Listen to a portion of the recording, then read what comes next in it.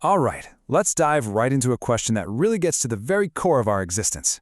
In a world full of competing beliefs, can you really just stand in the middle? Or is the whole idea of neutrality just an illusion, one that hides a much deeper choice that every single one of us has to make?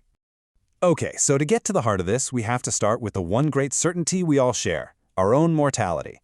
It's the ultimate deadline. It's the one fact that forces all of life's other big questions into razor-sharp focus, especially the question of where we actually stand and whether standing nowhere is even possible.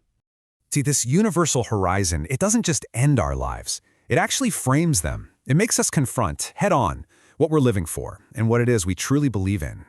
And this one, singular, kind of chilling awareness, well, it's been the engine of philosophy for centuries. It's pushed thinkers down two completely different roads to try and figure out the right way to live with this finality staring us in the face.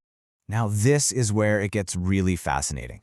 You have this fundamental clash. On one side, you've got Socrates, basically saying we should use our reason to conquer our fear of death, so it doesn't mess with our judgment. But then on the other side, you have Kierkegaard, who says we should actually cultivate that fear. Not a paralyzing terror, but a kind of respectful awareness that gives life its urgency and pushes us towards something divine. So this urgent hunt for meaning, it hasn't just been something people do on their own. As a species, we have built these enormous, complex systems to make sense of the world, and one of the most powerful of them all is ideology.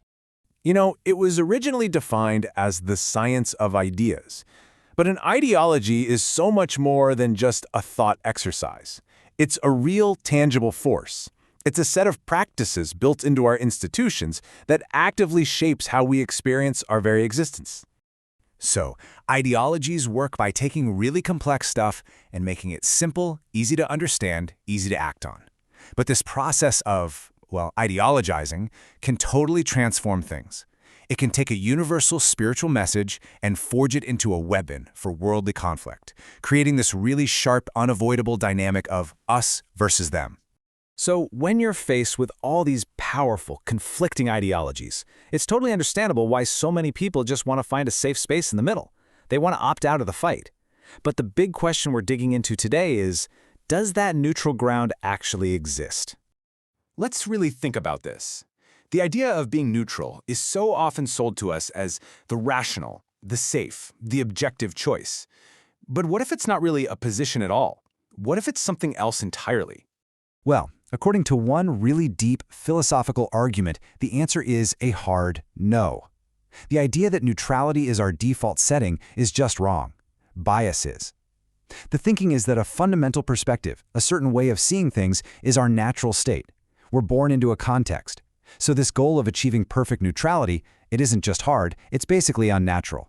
It's a temporary and ultimately a shaky illusion. So here's the crucial twist. Choosing to be neutral isn't you escaping the choice, it's you making a choice. You're actually adopting what's called a contrary creed. It isn't some empty space between beliefs. It's an active belief system all on its own, with its own hidden assumptions and its own goals. And this chart just lays it all out so clearly. From an ideological point of view, anyone claiming to be neutral is just fooling themselves. It's what's called false consciousness. You think you're objective, but you're really just propping up the status quo. A religious creed, meanwhile, demands total conviction. You can't be halfway in. And then there's so-called media neutrality, which can often act as its own framework, subtly pushing a secular worldview by presenting it as the default, unbiased option.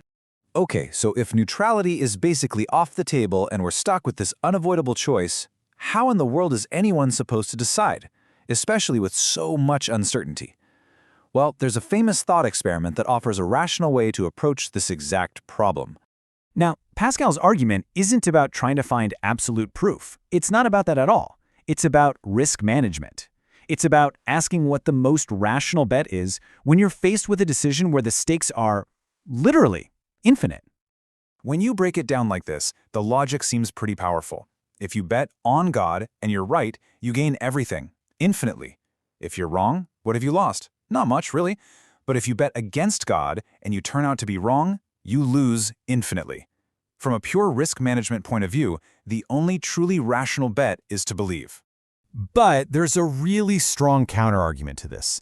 Critics say that true faith can't just be a strategic gamble.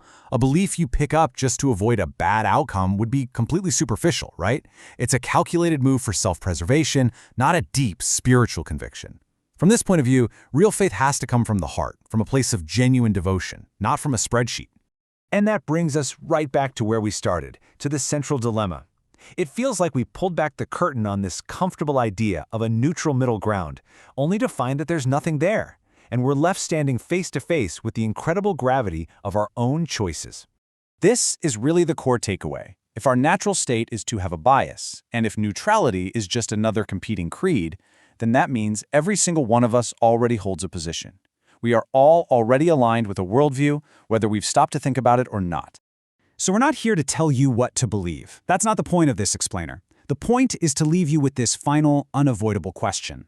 If a fundamental commitment is inescapable, and if death is the one certainty that gives our lives their meaning, then the only question left is, which conviction, which worldview are you going to choose to live by and ultimately to die by?